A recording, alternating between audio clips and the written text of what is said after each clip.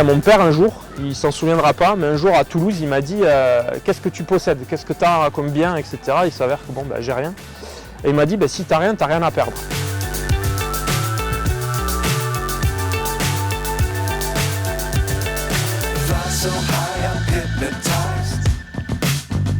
Cette idée de fou, c'est j'ai voulu me lancer à mon compte, j'ai voulu essayer d'entreprendre quelque chose dans la restauration parce que je suis cuisinier de formation.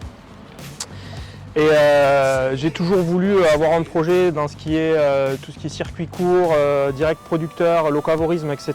Et je me suis dit que pour faire un projet qui était toujours en adéquation avec mes valeurs, avec ce genre de valeurs, etc. Pourquoi ne pas essayer de se lancer aussi dans une espèce de mobilité, éco-mobilité?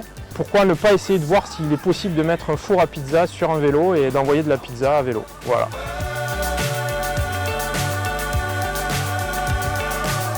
On m'a pris pour un fou. Déjà parce que je rentre dans aucune case, donc quand tu vas voir un banquier pour essayer d'avoir un peu d'argent et que tu lui expliques que tu vas faire des pizzas à vélo, ils m'ont pris pour un taré. Et puis ensuite moi je me suis mis d'autres contraintes parce que c'était pas marrant sinon.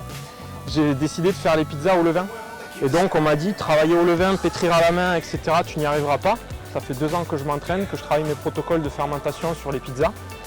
Et aujourd'hui j'ai un résultat qui en tout cas plaît aux clients. Je me sers à moins de 250 km de la Teste pour 100% de mes produits. Les charcuteries, donc la farine, les moulins de Duberne bien sûr, volaille, j'essaye de me sourcer et puis c'est bien, ça stimule.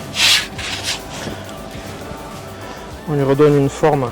Le vélo interpelle, on me demande souvent des glaces et des crêpes, mais non, les gens ils sont super, pour l'instant ils sont très réceptifs. Alors, et en plus il y a toute tranche d'âge.